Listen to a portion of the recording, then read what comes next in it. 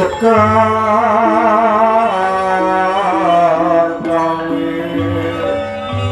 gawe kang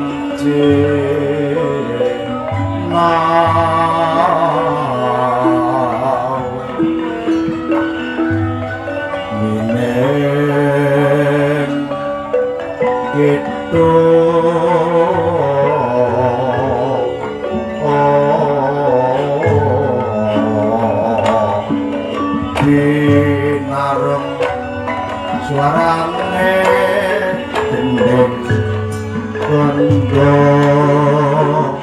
kusuma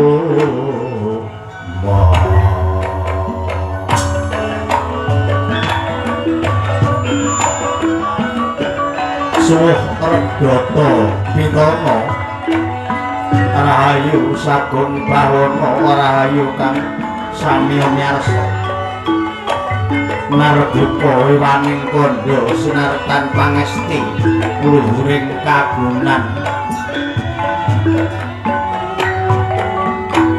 pangesti pun para ning bebrayan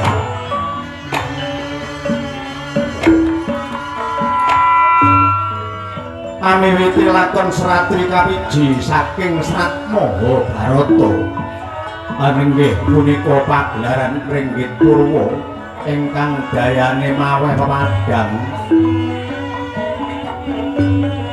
labet ing mriku sinom simpulang sarta parambanging gesang Purwa wis ngarani tilaraning kuno kawiwitan Wali Sanga nulya katendak dening para pujangga punika minangka tulodo lamun watak asura nadyan pinayungan Bathara Kala kinayoman Bathari Pramoni yen to ambek jendala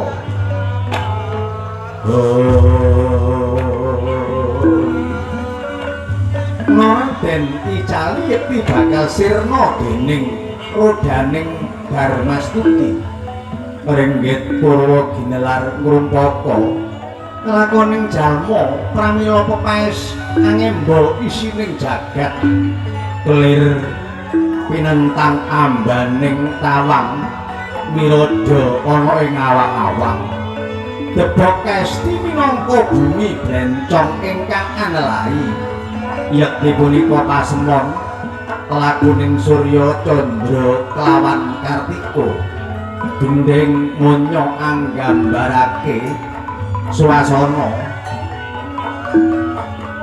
bungah kelawan susah kayon lambanging tarujuk tuwin anasir bumi geni banyu kelawan maruta obaing kayon paseman gantining mangsa nenggih patet 6 jabang timur patet 9 dungkap dewasa patet manyura sasmita suruting yuswa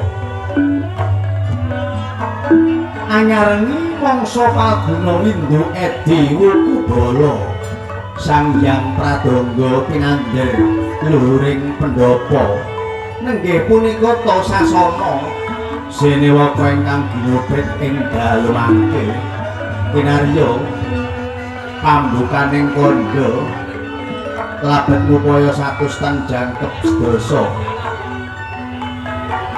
Diwarawati sinebut Jenggalapura I Jenggala manik ya awasta Puryadawa pramila Dwaraka pengkuwerdi yasaning Nalendra Sang Prabu Kalakeya ingkang duk punaning dadya plawanganing jagat gelar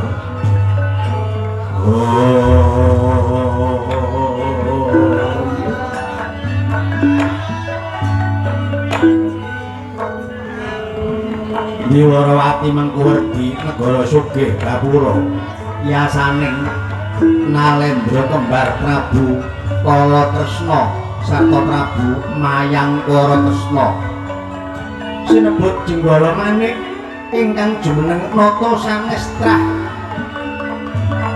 Diwaraka nenggih gampar kencana ingkang pinatik mutiara linebur sinungging ukiran peksi kang arsa anggegana sesemek babut pramedani sinduran ginambaran cepok cakrik tunjung seto wiyose sang mata kaya parekan bancenti kang samya angampil upacara nira kanalendran sumebyar gandane Lisa Kasturi yayarum mambesing Durgandana sumara cahya pepaes kang sarwa retna pindhaning Sudamala kang asilih pernah sirna kamanungsaning Sang Sri Naranata pindha Bathara Sumang kang angejwantah kahayaping para habsari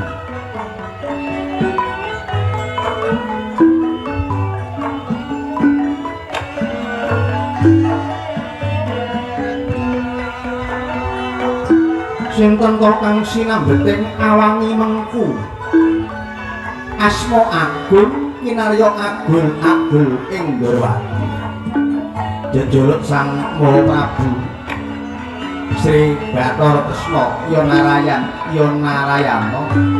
Damardana Janardana Mangendra Siwi Wasudewa Kesawa Wisnumurti Harimurti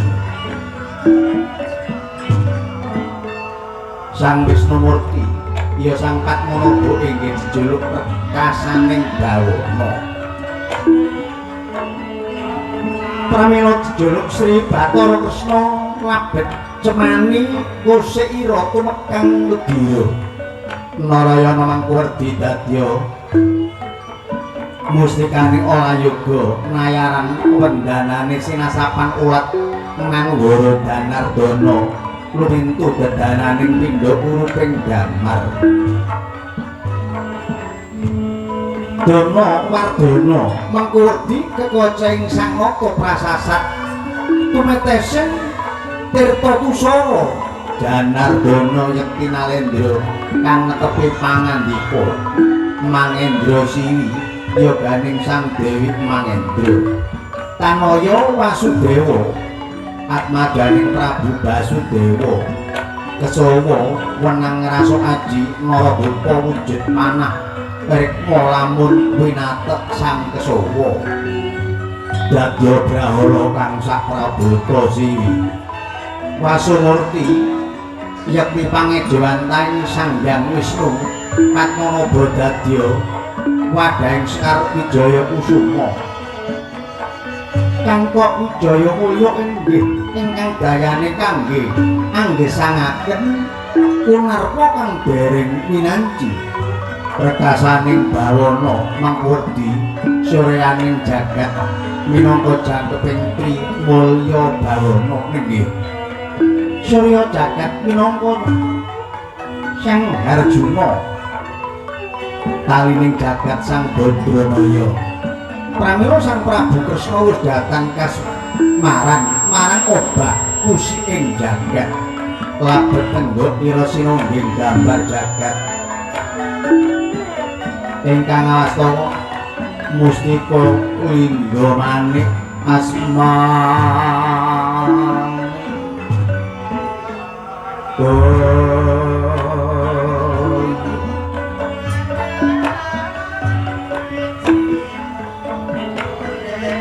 sang nata nindakaken darmaning Nalendra Caturwara inggih Danu Ita Darma Ita Sara Ita wardining Anggandar lan Midana remena kapandhitan sing semolah kaprajuritan nengenaken ing monitran sarta harmarsudi ing Retata Krami binasakaken Durbudi Bawa Laksana liring nengenaken watak sura mengerti luring pakerti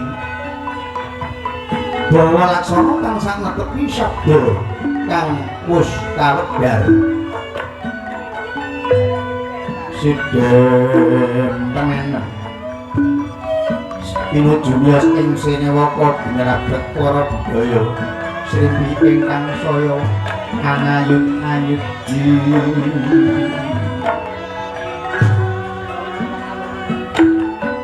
menapa to ingkang dados asmaraning griya beda kelawan padatan sang nata kapiring werta-wertaning jagat bilih dawa badhe ngandhapaken wujuding kanugrahan wahyu katentreman mila dipun angkepi sabda punika kinarya dadi pitedah ing para satriya para Pandhawa menika to manugas asmaraning griya nadyan dereng kawijil ana irisan sinten to ingkang badhe nampa sabda arisan sanata lenggah ana ing Bandina Purata ketangi bakung nenggih Haryo Sentyaki satriya ing wana Ngiluci dasar sawijining manungsa kang sekti ngandhara guna jayeng panugun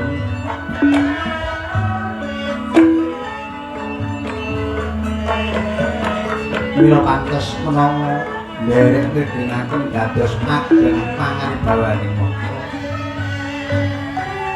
jeneng ing prajurit angongak sawijining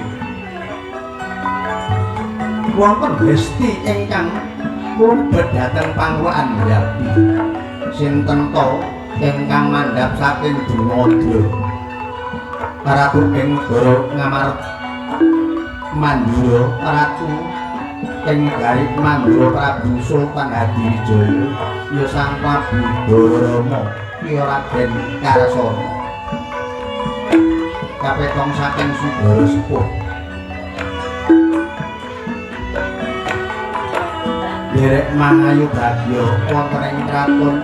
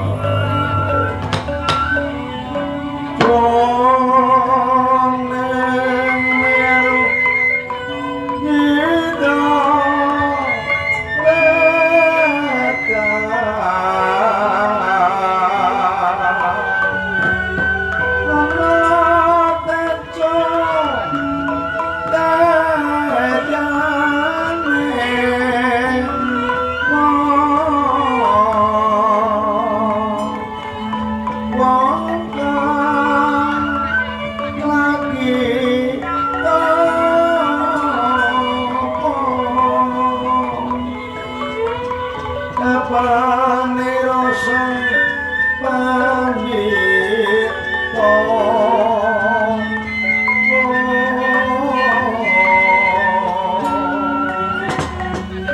apane sang pandhita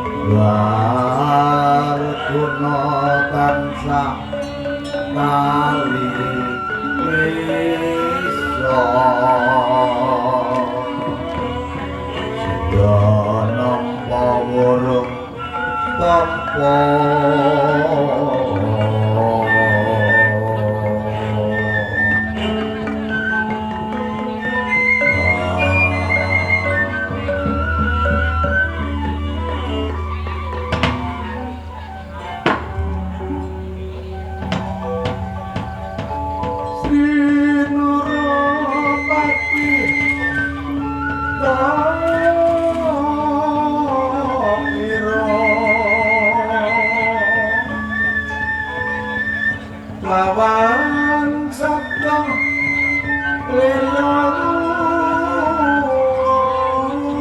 netesan madu lagi goreng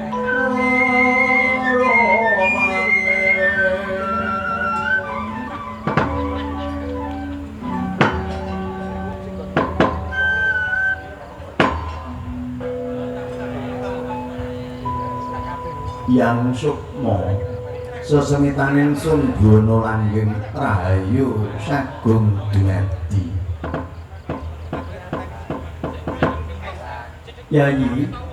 Yayi Haryo sing ngumulan daya anggonira mangayu bagya ana ngabyantaraning sun apa kanthi Raharja satekamu Yayi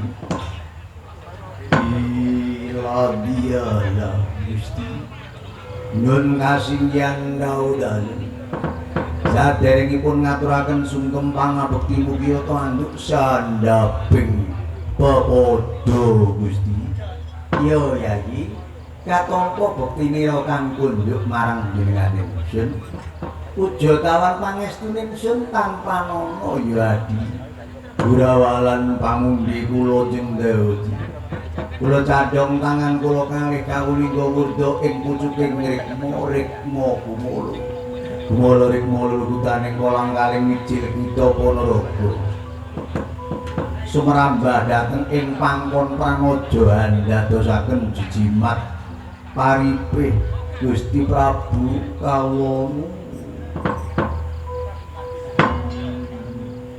ya syukur menawa kaya ngono katuran areh ing dalem sawetara Yayi nun kasinggihan daudan nun kasinggihan daudan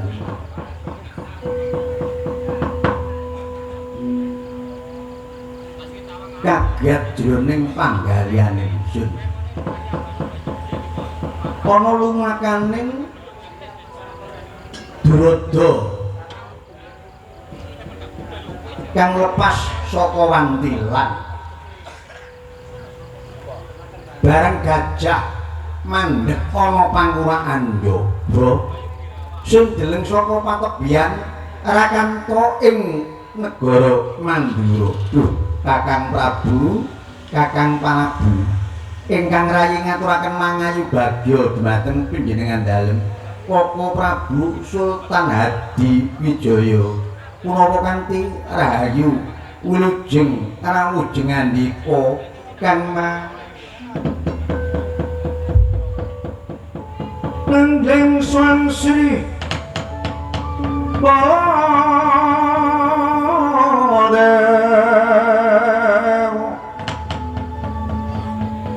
dadal kumukus mring talingan kanthi embo suarane kanthi embo suarane liman mongso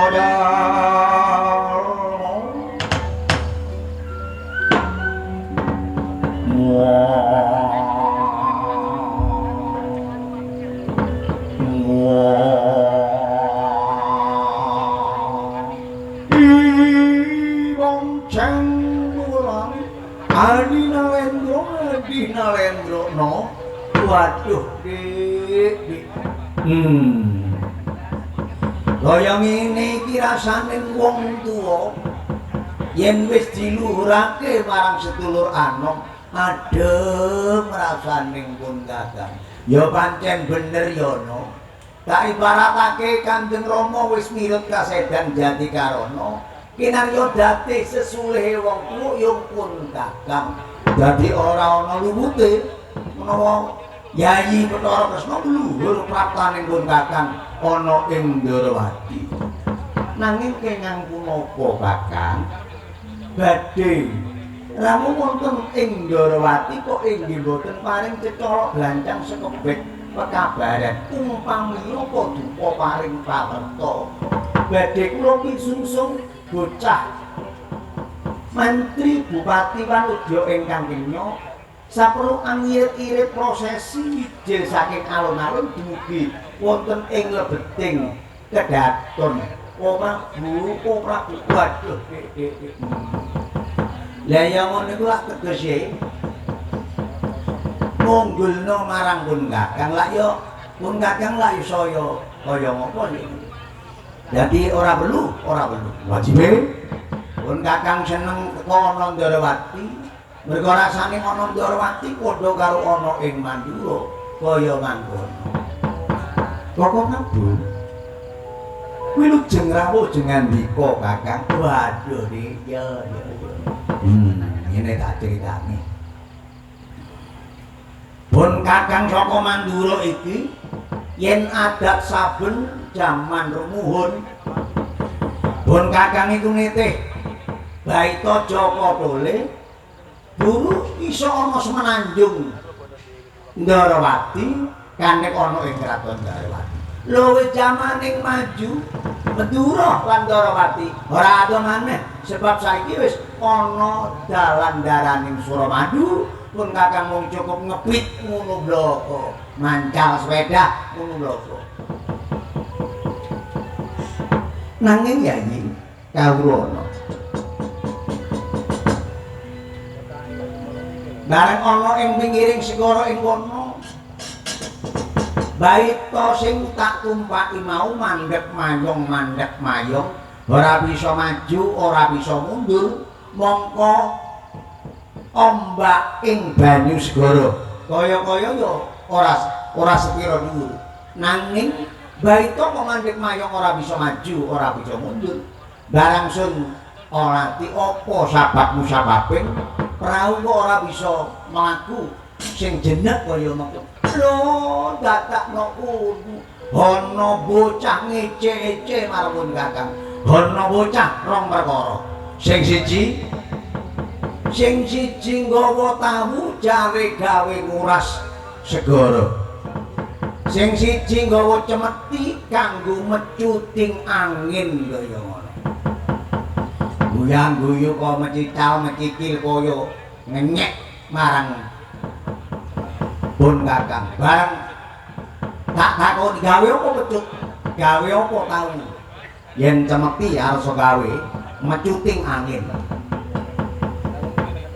yen tahu kanggo nguras segara lah kaya mengkono iku gawe mangkel ing atining pun Kakang watak-watak ing pun Kakang Sormejo ana ulaning joglo wis dadi carane sun nyandak kembang turi tak unus tak jojoh lambunge waduke nganggo alugara pungkasaning bocah rong perkara mau datak minggat murca tanpa ana parane lho lakon apa? Yai, coba pun Kakang jlentrehno sing kaya mengkono. Amit sewu Koko Prabu. Ya, Dik. Koko Prabu wonten ing telenging seganten menika pinanggih bocah kali perkawis. Ya, kaya mengkono. Ingkang setunggal sing siji nggawa cemeti, nggawa pecut. Ingkang bapa setunggal nggawa tahu, Dik. Jarine gawe nguras segara kaya ngono. Ngaten nggih, Kakang. Lelampang kados ngaten menika prasasat daya coba pangrencana jadi sepinten awrat kesabaranipun Rakanto ing Nandura Prabu Baladewa apa bisa sabar kaya mengkono. Lho, kok merunu-merunu Yai? Nggih.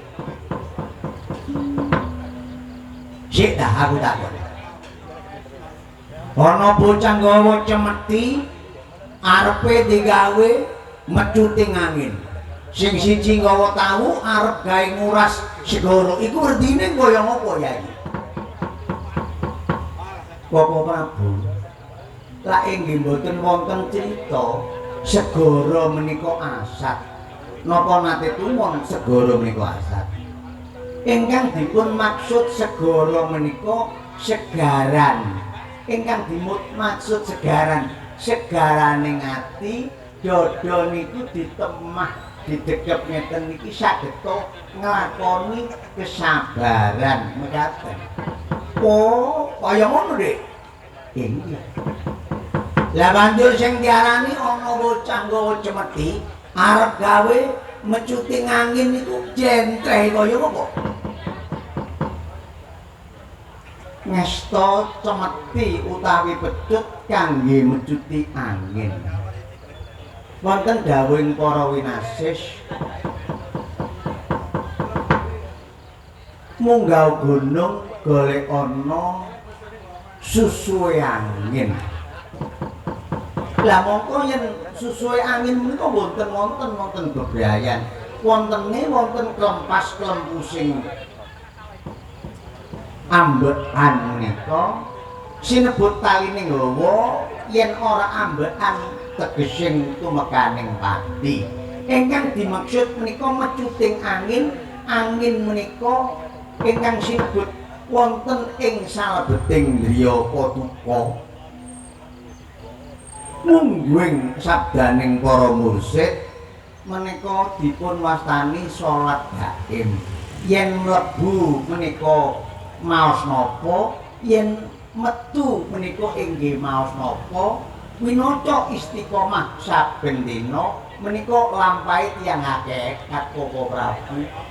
Lho, kaya ngono. Katimbang panjenengan kelawan kula menika bedhekan.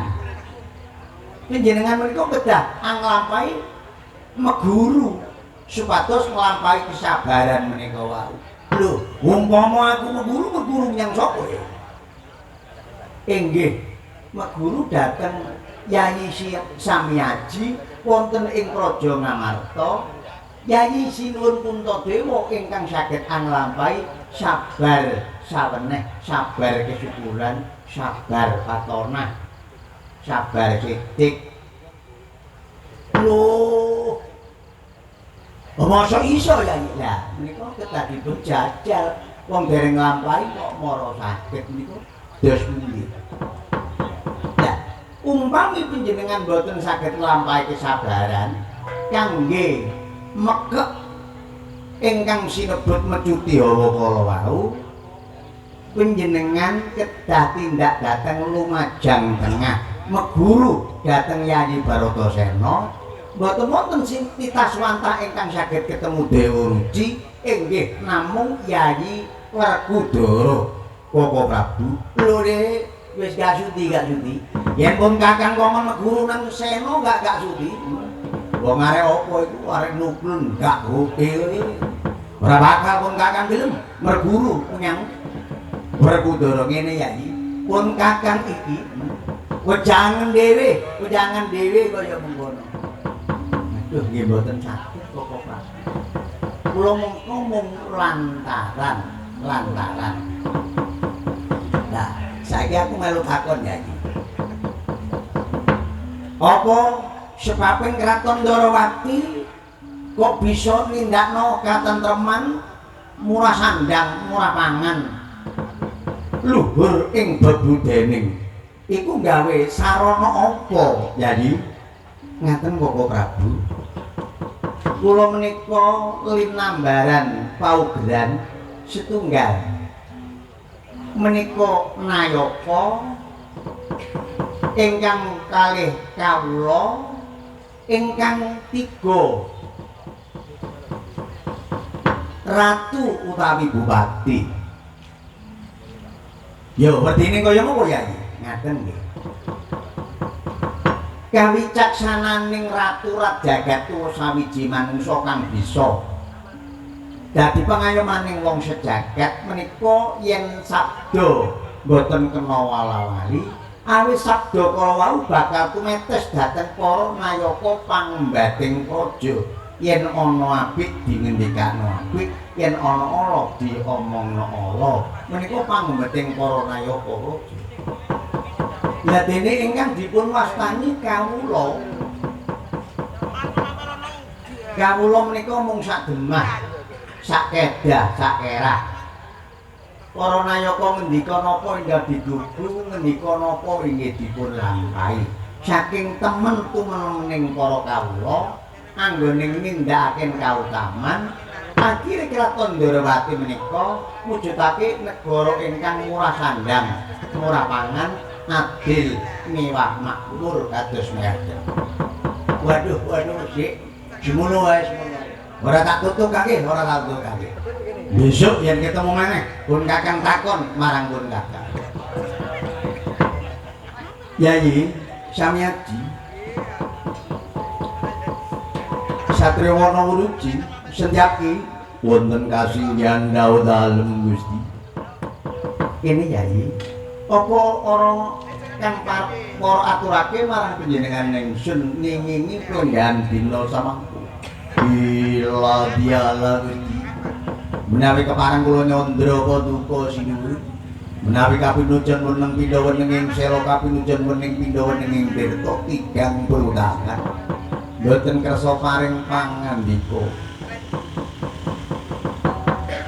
Saweneh paring pangandika satemah pindha tirta tuksara ingkang dimawah ana ing pasir wedi ndredes gandes daten nologi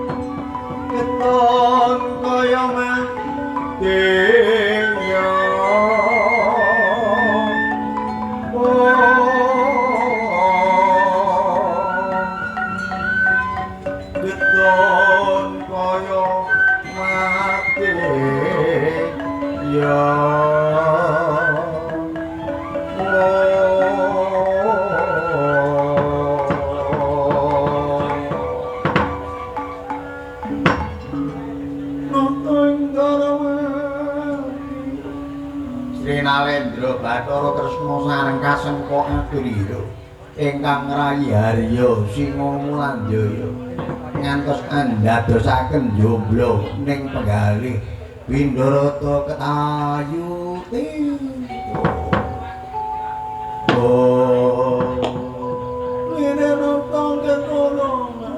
ketemu ketendang ombaking wari katingal silema kambang penggalian mira sangu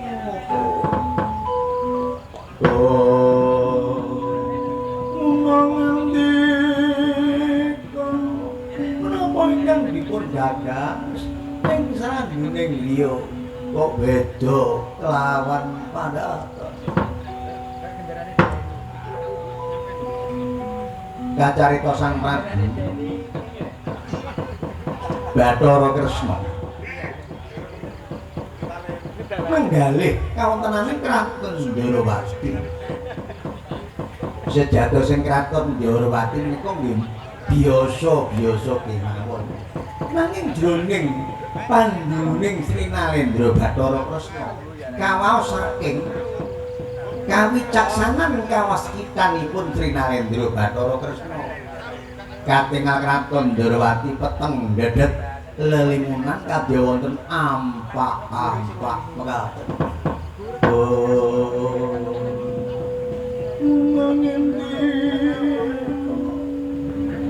Sang Prabu dangu boten kersa paring dawuh temahan paring dawuh sabdane ana arum kelawan manah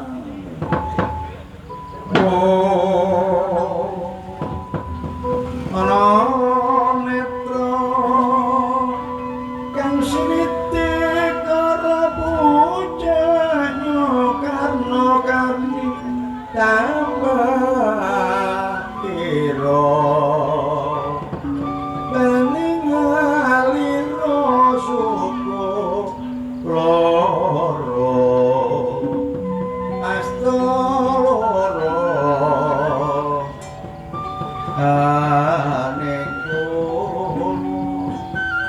watak loro kang kinarya sengkalaning priya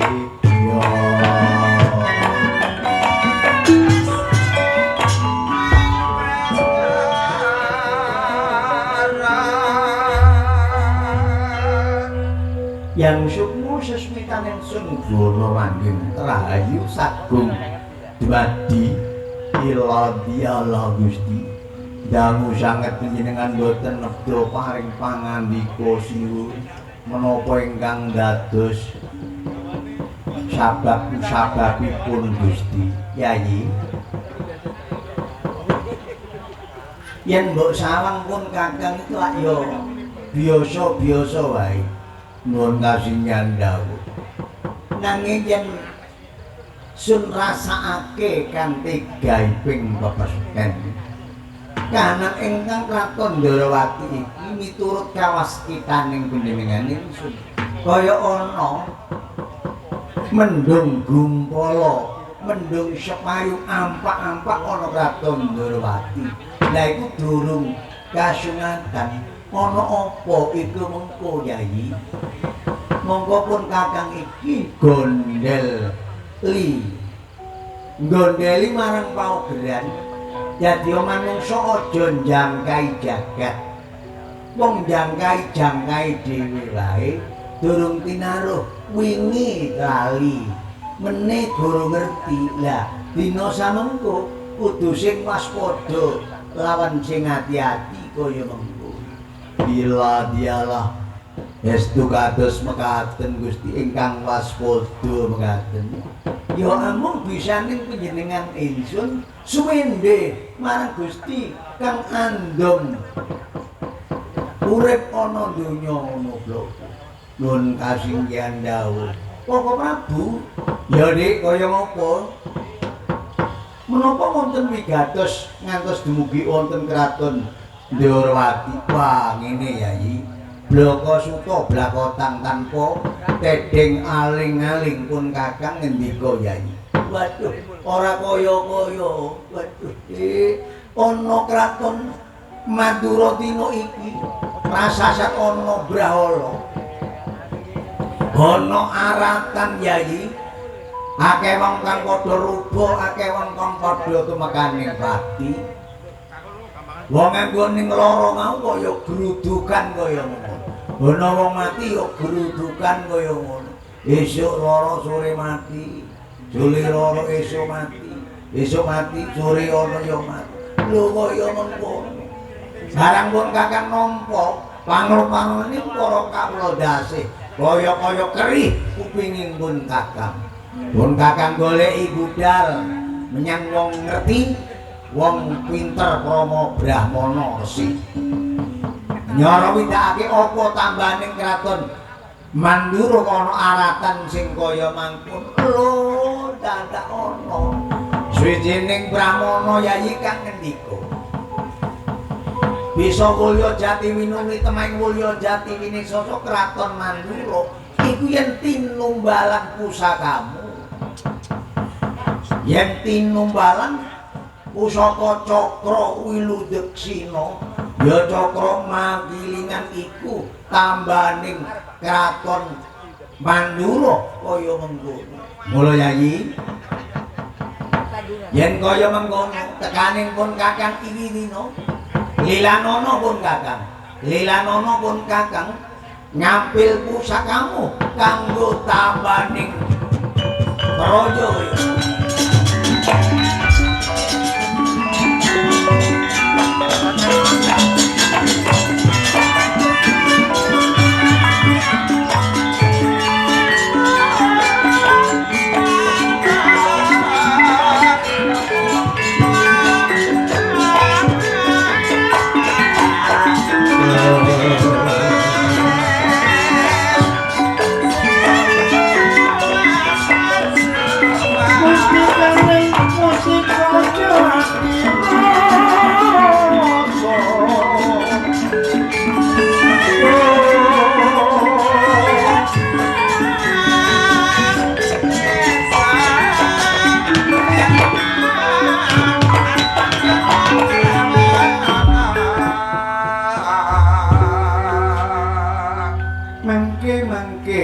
Koko Prabu.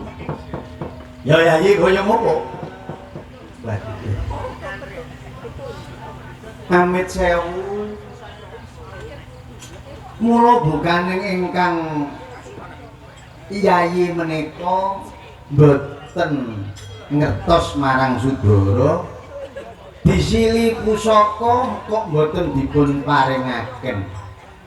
Nanging ingkang raka menika ewuh kaya ing pambudi menawi badhe ngampilaken pusaka cakra dhateng panjenengan Koko Prabu. Waduh nggih. Pun kakang marang para iku tak ibaratake yen sik cilik royokan kemul, aja-aja yen wis gedhe dadi royokan. Wong-wong sak atasaning di sili pusaka sediluk bloko kok ora dikeparangake kaya ngopo. Ewuh kaya ing pambudi Koko Prabu.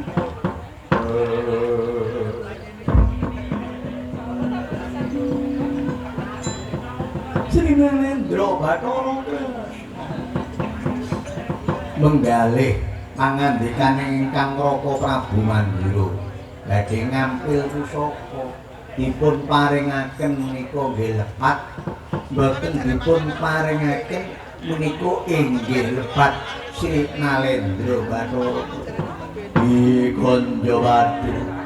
Igonjo batur maning ana dayo rupaning ana taraka kaya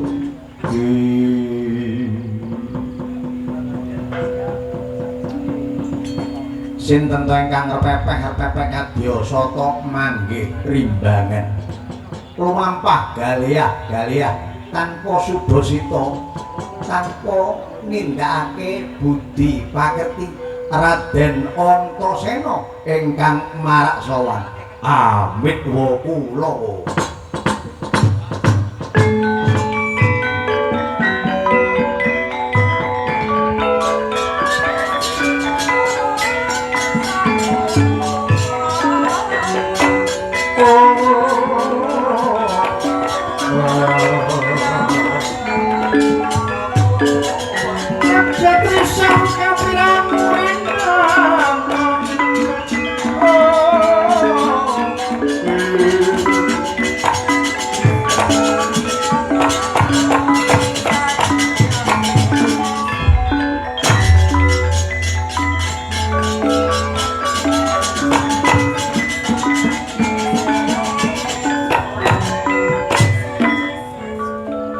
Arya Sentyaki sapa yayi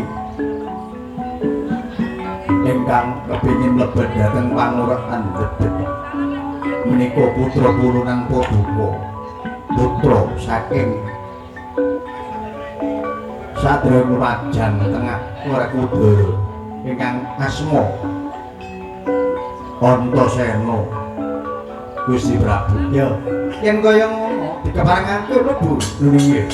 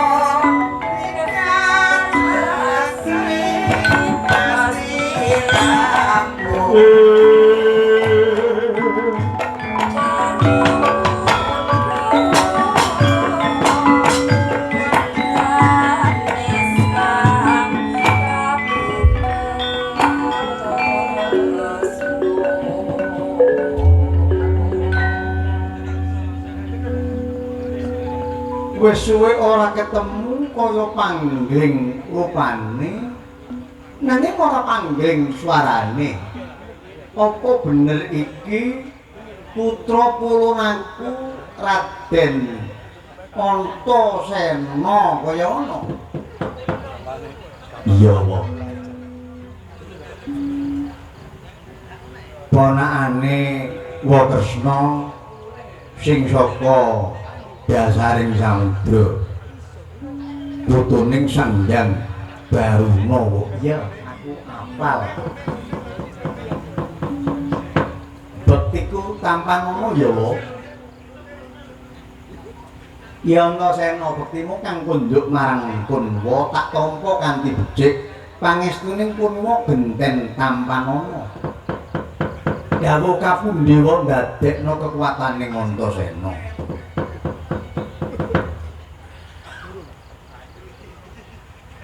Kanjeng Woi Mandura bektiku tampanana wo. Ya Antasena, nadyan kaya ngapa? Laku lan wujudmu ya panggah kesengsem aku karang kananmu kaya guyu aku ndelok tindakmu sing kaya ngono rasasat kaya kacang anut lanjarane wong anake Sena. Ya panggah tak tampa bektimu marang Punwa pangestuku tampanana Antasena. Ya wa matur nuwun pangestuning Wa Prabu Mandura ndadekno kekuwataning Raden Antasena. Antasena? Ya, Wa. Tanpa gawe cecolok blancang sekebet layang pekabaran ora menehi werta. Menyang kraton Ndrawati sajak iki mau saka nggoning dasaring samudra. Apa saka wong tuamu Lumajang, apa saka Kanjeng Wamu Sinuwun ing negara Ngamarta kaya mengkono. Amit sewu, Wa. Umpama aku cerita rada dawa titik ngono kaya ngapa oleh apa gak ya, Wa? Waton sing mbok critakno iku mawa permana wigati tumraping punwa aya ora dadi apa. Waduh. Mriko krungu kabar apa? Lho, krungu kabar apa? Mosok riko gak krasa wae.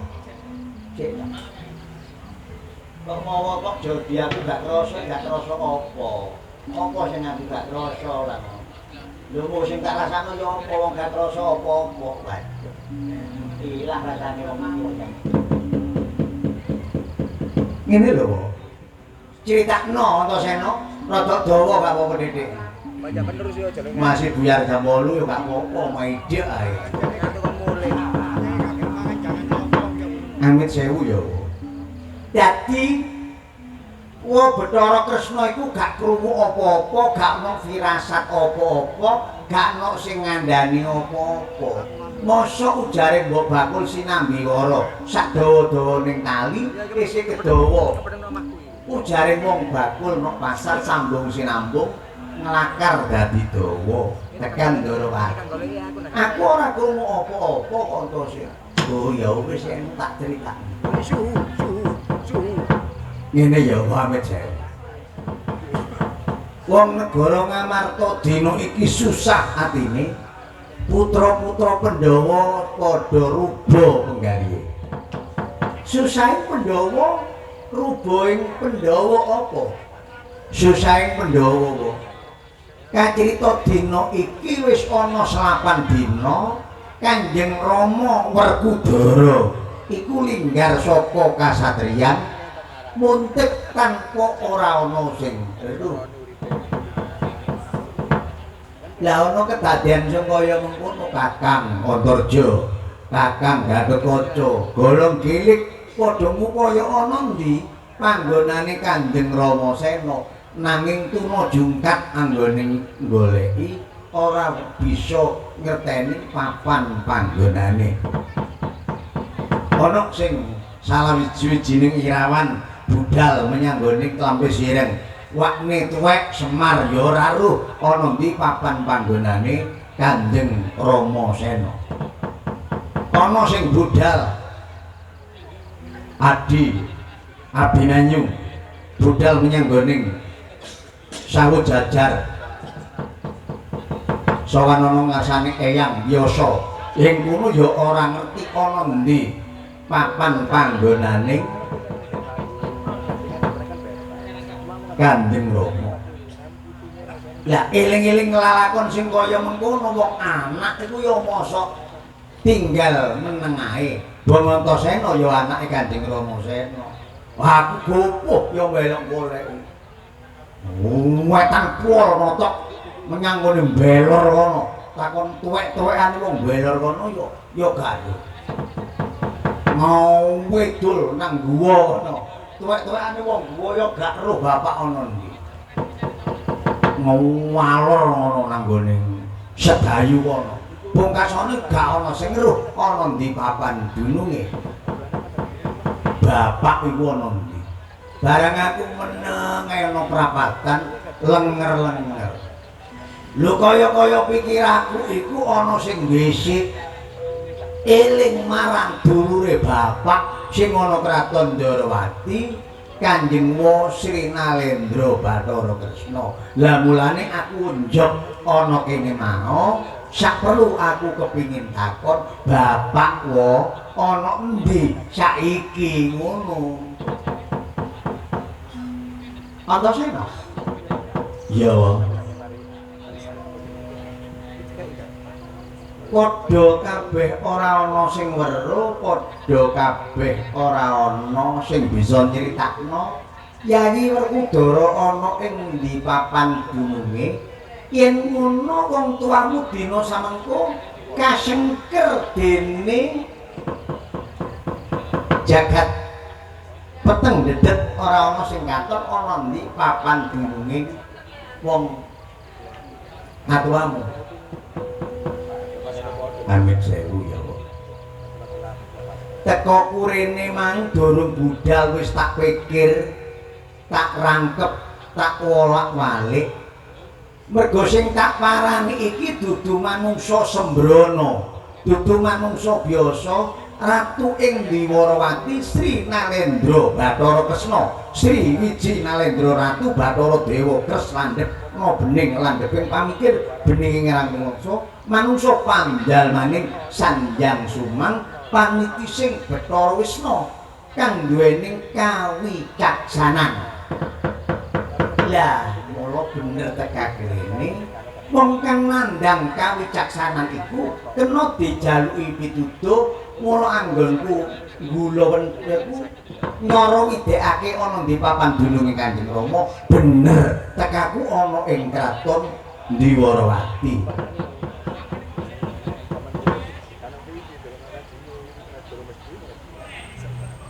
Antasena iya aku mau lak wis ngendika bapakmu kesengker dene jagat peteng dedet lelimengan ora ana sing weruh besok lamun wis disengkakno nganggur wong tuamu bakal ngetok karepe dhewe. Lah apa kira-kira kon takon kaya mengkono mau apa bener ijen apa bener dhewean wong ngomong kok ora kok bolak-balik. Sik ta aku kok kongon malak-malik omongku gunemku kaya ngapa. Lah sak temene kon iku lak ya duduk manungsa biasa Antasena.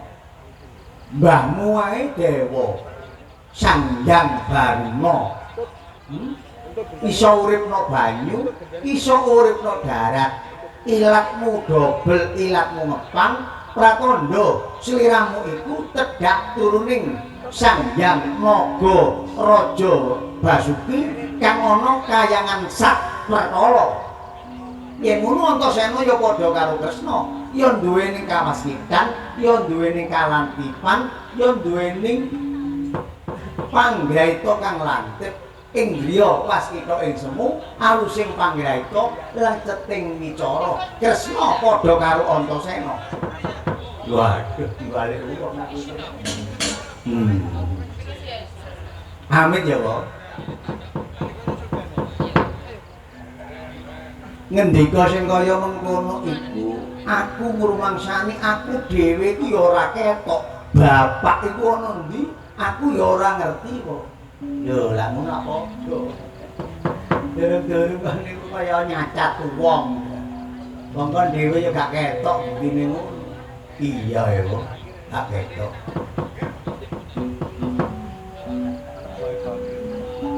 Ngene Antasena ya aku ora janji, ya aku ora nyanggupi. Nanging yen kedadean ana ing kraton Diwarawati iki wis padhang jinglang saka ampak-ampak kang belenggu ana ing kraton Diwarawati, aku bisa nuduhna wong tuamu ana ndi papan panggonane. Setyal agil ya, setali agil ya wae. Yen wong Kresna iso tak padangno peteng jagating aku mbok tulungi. Ya, yen kon iso madangno ruwet rentenging kraton Ndarawati bakal tak tulungi.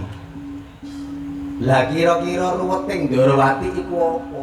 Lah ya mbok kuno lek ndelok cara apa? Lho, dibalik maneh arek.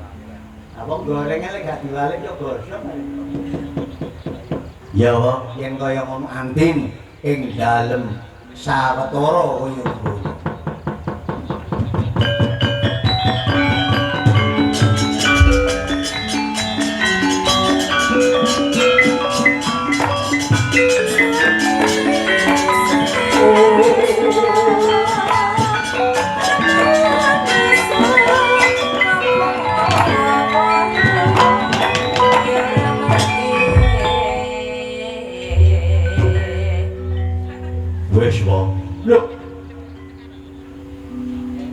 Jenengan ingsun lek meditasi ku suwe, ngenepno ati supaya tenang suwe. Ati supaya tentrem suwe. Lah awakmu kait sendakep kok wis iku ya kok. Lah iki apa kok? Bedane wong jadam karo wong sinau. Lha iki. Kecilik nganti tuwek sinau gak iso-iso. Tapi aku iku mlebu wong jadam kok belajar pinter karo dhewe. Ya. Apa? Ngene wae. Sing garai ruweting rika iku duduk mergo apa-apa.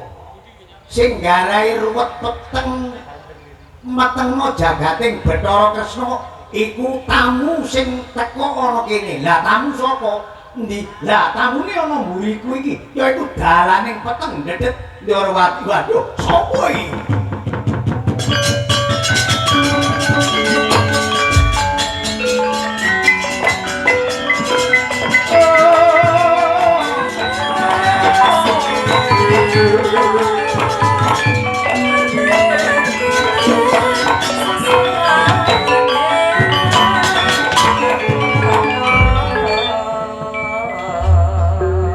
Bangsat wong bocah sing clingus kok dadak ngabani wong ora kepenak sing mari peteng dedet kraton Ndorowati dadak dayoh sing teko dayoh sing tas teko mongko ora ana wong siji loro sing mendayoh mong bet kananing Prabu Baladewa saka negara yen kono Jodi konku ngepal kon iku ndonga aku sing gawe petengin dedet kraton Ndorowati bener apa ya?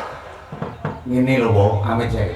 Wong iku masih dibelonyo jeruk pecel. Dibelonyo jeruk pecel nganti teles. Tapi lek kulite gak seblek, kulite gak bedah, gak cuwil, gak bakal ngrasakno perih. Tapi wong iku lek dibelonyo jeruk pecel titik tapi kulite melempes, mesti perih kaya Kandeng Baladewa ana ing kraton Mandura kaya mengkono. Waduh no. Saiki ngene. Tinggal milih. Kon gugu coro iki ta. Gugu marang pun Kakang. Yen kon gugu pun Kakang. Aku njaluk dina semengko tak siye Sanjata Cakra Wiludeksina kinarya dadi usadaning Brodya. Yen pancen kon iku gugu marang pun Kakang. Mbok anggap aku wong tuamu minangka dulur tuwa ganti sesule wong tuwa. Nanging yen sliramu ora gelem maringake pusaka ana Prabu Baladewa lho dadi banyu ora bakal ngiduk dadi godhong ora bakal kiwek. Dina semengko aja ngakoni dulur yen pancen ora menehno pusaka ana ngarsaku. Waduh. Saka Prabu kula paringaken kula nggih dosa mboten kula paringaken nggih dosa panggah kula bumi mboten badhe kula paringaken putuk elakalah ora dulur-duluran ing koyo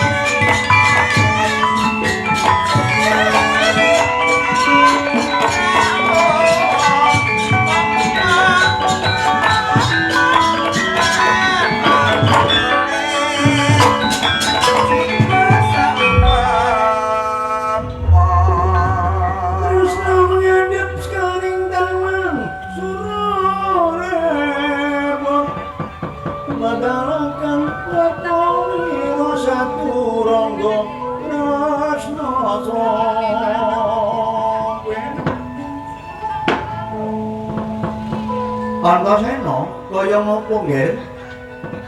Ngene ya wae. Aku lak ngendika sing garai rupek sing garai peteng dedet Kraton Ndorowati yaiku tekaning Baladewa ana ing kraton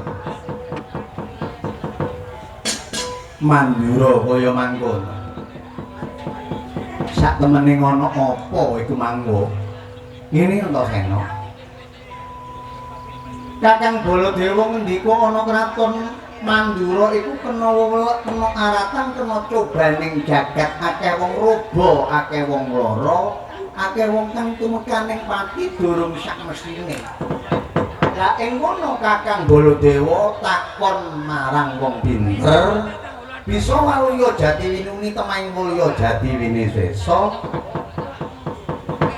Kudu tinumbalan nganggo pusaka Cakra Wiludeksina kaya mengkono.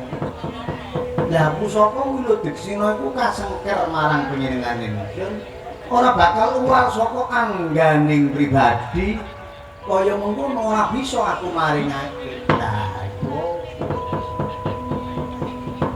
ngene Jawa, aku kadung sanggup marang mriku. Sanggup sing kaya napa? Ngene. Setali agel mau yen aku bisa madangna Kraton Ndarawati, wa Kresna gelem nduduhna ana ndi papan dununging Kanjeng Rama Sena kaya mengkono. Iya, kaya mengkono. Aku takon yo. Rumangsane wa Kresna Prabu Baladewa iku mang cahya apa sejati. Ngendika Baladewa sing teka kene mang Baladewa cahya apa Baladewa sejati. Antasena yen nurut rasaku Baladewa kang teka kene kok ya kaya cahya kaya blas. Nah nek ngono rika ngarani bener, aku ngarani bener. Tangan rika ndi wae? Iki tanganku. Asal padha bener. Nah, bisa gini. Antasena ora esuk ora sore. Lamun sliramu bisa madangno Kraton Ndarawati, bakal tak domok wong tuamu ana ndi wae. Kantun pinarak, wo tak padangne jagat Ndarawati.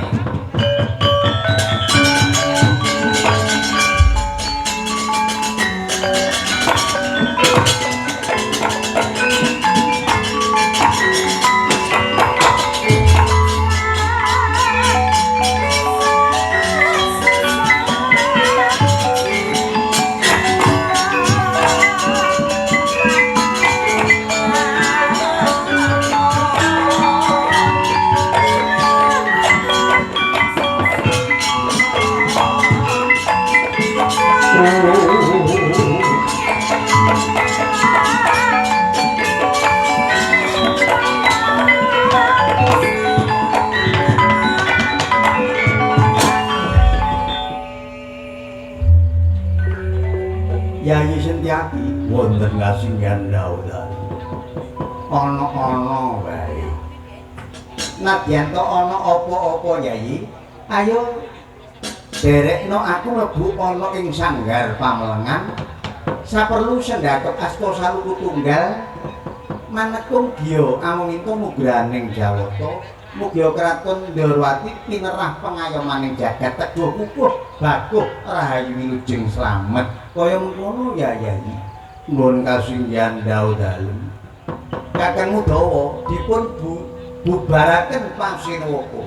Nuwun kasinggihan Gusti Prabu.